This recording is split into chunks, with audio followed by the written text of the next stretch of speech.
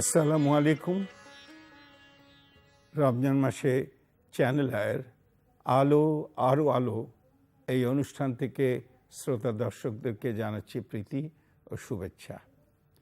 আজকে আমরা আলোচনা করব যে এই রমজান মাসে কোরআন নাজিল হয়েছিল, সেই কোরআনে একটা আলোকিত জীবন ব্যবস্থার অংশ হিসাবে আমাদের টলারেন্স বা সহনশীলতার প্রতি কতটা গুরুত্ব আরোপ করা হয়েছে সেটাই বলবো। টলারেন্স একটা বড় ভার্চু। যে কোনো এনলাইটেন্ড পারসন, তার যদি টলারেন্স না থাকে, তাকে কি আমরা সত্যি এনলাইটেন্ড বলতে পারি, আলোকিত মানুষ বলতে পারি তাকে? না। এই টলারেন্স দরকার আরও বেশি এই জন্যে যে আজকে এমন কোনো দেশ নেই যেখানে একটি বিশ্বাসের লোক সেখানে বাস করে। আমরা একটা প্লুরালিস্টিক সোসাইটিতে বাস করি যেখানে নানা ধর্মের নানা মতের লোক বাস করে, এবং আমাদের সবার এই যে পিসফুল কোএক্সিস্টেন্স করতে হলে আমাদেরকে একটা টলারেন্স লেভেলটা খুব হাই করতে হবে। এই টলারেন্স লেভেল হাই আরও দরকার এই জন্যে যে আমরা যদি সায়েন্সে অগ্রসর হতে চাই তাহলে সায়েন্টিফিক ওপিনিয়ন্স আমাদেরকে রেসপেক্ট করতে হবে, সেগুলোকে ভালো করে বুঝতে হবে।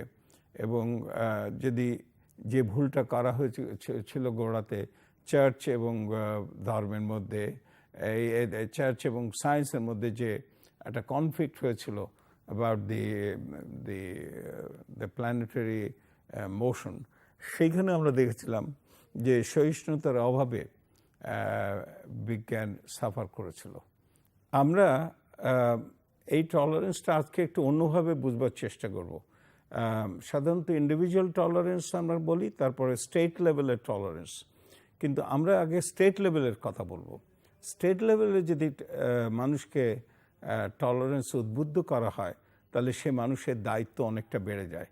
আমরা অতীতে ফিরে যাই, আমরা দেখব যে যখন এই কোরআন নাজিল হলো, যখন নবী করিম সাল্লাল্লাহু আলাইহি সাল্লামের কাছে আলো আসলো যে অন্ধকার থেকে বেরিয়ে আসো, সমস্ত মানুষ সমান স্রষ্টার চোখে, এবং যত রকম অন্যায় ব্যভিচার সেগুলো থেকে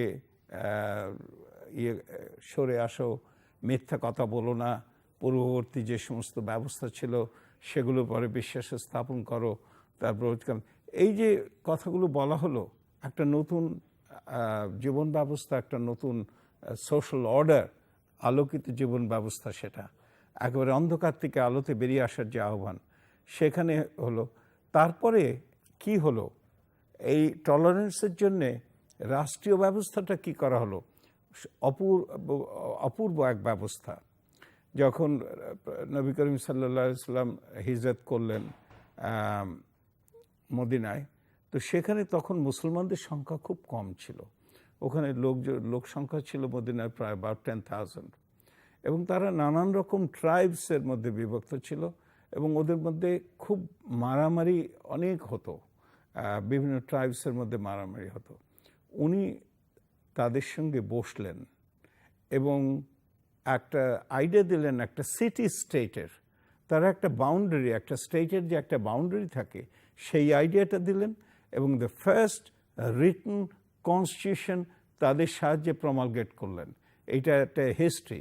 এর আগে রোমান্সরা তারা পারে নাই, চাইনিজরা পারে নাই, ক্রিশ্চিয়ানসরা পারে নাই, হিন্দুরা পারে নাই, যে যত পুরানো সভ্যতা ছিল তাদের কেউই এরকম ধরনের একটা এই কমপ্লিট রূপরেখা, একটা সিটি স্টেটের এটা কমপ্লিট রূপরেখা, তার কনস্টিটিউশন এটা পারে না। এই কনস্টিটিউশনের মধ্যে কতগুলো ক্লজ ছিল, 52টা ক্লজ ছিল, কিন্তু কনস্টিটিউশনের সবচেয়ে বড় দিকটা এই ছিল যে যারা ক্রিশ্চিয়ানস তারা ক্রিশ্চিয়ান ল দ্বারা গভর্নড হবে, যারা ইহুদি জিউস তারা জিউস ল দ্বারা গভর্নড হবে, আর যারা মুসলিমস তারা মুসলিম ল দ্বারা গভর্নড হবে। এবং যারা আইডোলেটার্স আছে বা অন্যান্য এই কিতাবের লোক না, অন্যান্য তাদের ফেথ সিস্টেম আলাদা, তারাও তাদের যে সমস্ত সিস্টেম আছে তাদের ফেথের, সেই তারা তাদের মতো করবে। অর্থাৎ প্রত্যেক ধর্মের লোক স্বাধীনভাবে নিজ নিজ ধর্ম অবলম্বন করবে। কেউ is a freedom of conscience, total freedom of conscience. এবং এইখানে হলো যে একদম সহনশীলতার এই টলারেন্সের ইয়েটা কোথায়, একটা টলারেন্সের লেভেলটা ছিল খুব হাই। এটা সবাই তখন এটা অ্যাকসেপ্ট করে নেওয়া হলো যে আর মারামারি নয়, আমরা একটা সহ অবস্থান করি এইভাবে। এর মধ্যে আরেকটি ক্লজ ছিল অত্যন্ত বেনিফিশিয়াল ক্লজ এবং এত ভালো জীবন ব্যবস্থা, সেটা হলো আমরা তো এখন একটা সোশ্যাল জীবন ব্যবস্থা করতে পারি নাই, একটা যে ওয়েলফেয়ার স্টেট, যে মানুষ অসুস্থ হয়ে গেল রাষ্ট্রের থেকে তাকে একটা হেলথ সিস্টেমের একটা ন্যাশনাল হেলথ সিস্টেম থাকবে, সে দরিদ্র হোক সে আর বড়লোক হোক, তাকে দেখবার একটা ব্যবস্থা, এটা করতে পারা যায় না। তখনও কিন্তু হেলথ সিস্টেম বা বাড়িঘর তো নেই, কিন্তু তখন একটা সোশ্যাল ইন্স্যুরেন্স এটা চালু করা হলো। এটা একটা সাংঘাতিক জিনিস ছিল। এবং এই যে 52টা ক্লজের মধ্যে 12টা ক্লজে এই সোশ্যাল ইন্স্যুরেন্স, যেটা একটা আলোকিত জীবন ব্যবস্থা, একটা উন্নত জীবন ব্যবস্থার একটা নির্দেশক, সেই সোশ্যাল ইন্স্যুরেন্স করা হলো। বলা হলো সেই সোশ্যাল ইন্স্যুরেন্সের কিসের জন্যে, যে তখনকার যে ছিল ব্লাড মানি এবং প্রিজনার্সদের জন্য র্যানসাম। ব্লাড মানিটা এরকম ছিল যে কেউ যদি অপরিকল্পিতভাবে বা আনইনটেনশনালভাবে যদি কেউ কাউকে হত্যা করে ফেলে, তাহলে তার পরিবারকে যদি একটা ব্লাড মানি দেওয়া হয় তো সেটা নেগোশিয়েট করে। কিন্তু সেই ব্লাড মানি এবং কোনো একটা প্রিজনারকে অত্যাচারিত হচ্ছে তাকে যদি উদ্ধার করে আনতে হয়, তাহলে তার জন্যে একটা র্যানসাম লাগবে। এই দুটোরই অ্যামাউন্ট ছিল অত্যন্ত বেশি। এই ব্লাড মানির জন্য 100টা ক্যামেলস দিতে হতো, উট। 100টা ক্যামেলস, একটা ক্যামেলে 100 জন লোক খেতে পারে।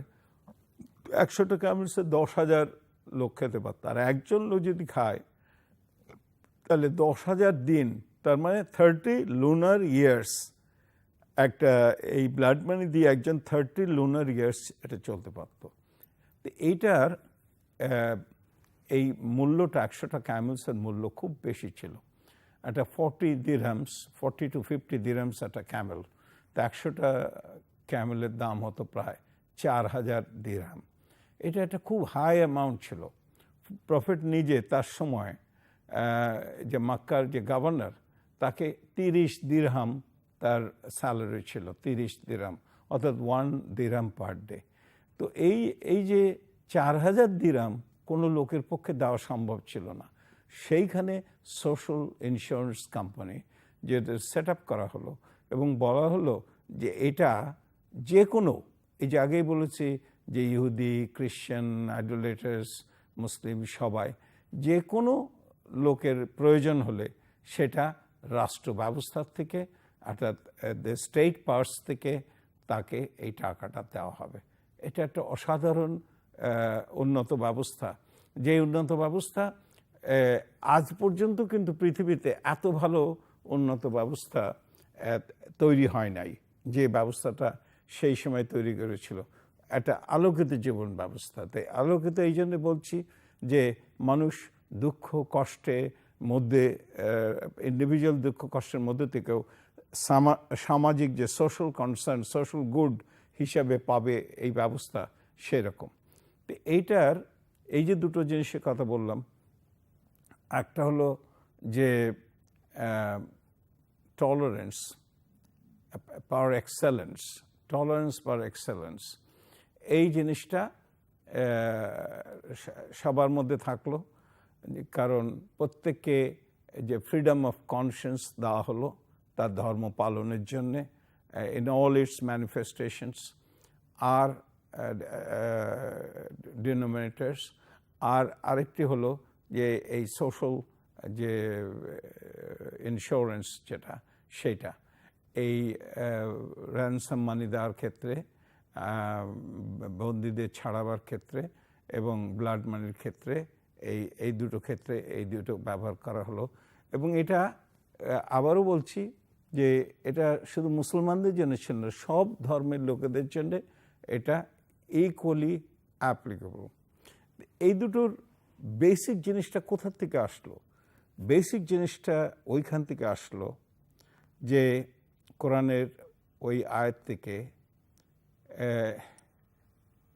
লা ইকরাহা ফিদ্দিন, ধর্মের ব্যাপারে কোনো রকম কম্পালশন নেই, অর্থাৎ রিলিজিয়াস ম্যাটার্সে কোনো কম্পালশন থাকবে না, জোর জবরদস্তি কেউ কারো ধর্মে হস্তক্ষেপ করবে না, জোর জবরদস্তি নেই।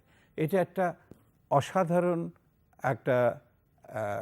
একটা principle, as a grand principle for tolerance, যে সহাবস্থানের জন্য একটা প্লুরালিস্টিক সোসাইটিতে থাকবার জন্যে আজকে আমরা যে কি মারামারি হানাহানি নানান রকম, সেটা অবশ্যই রাজনৈতিক উদ্দেশ্য এবং নানান কারণে এটা ঘটানো হয়েছে, কিন্তু left to itself the religious people যদি তারা নিজেরা নিজেদের মতো চলে এবং এই কনসিয়েন্স যদি এই প্রিন্সিপলটাকে যদি ফলো করে, তাহলে এটা একটা সুন্দর আলোকিত জীবন ব্যবস্থা এটা তারা পাবে। আর একটি জিনিস হয়েছিল, সেটা হলো একটা গ্র্যান্ড প্রিন্সিপল বললাম যে ধর্মের ব্যাপারে কোনো রকম বাধ্যবাধকতা নেই। এই ছাড়াও আরও কিছু গ্র্যান্ড প্রিন্সিপলস আছে, আমরা পরবর্তীতে এটা নিয়ে আলোচনা করব। এই আশা ব্যক্ত করে আজকের এই যে আমরা টলারেন্স, স্টেট লেভেলের টলারেন্স আলোকিত জীবন ব্যবস্থার জন্য সে আলোচনা এখানেই শেষ করছি। আল্লাহ হাফিজ।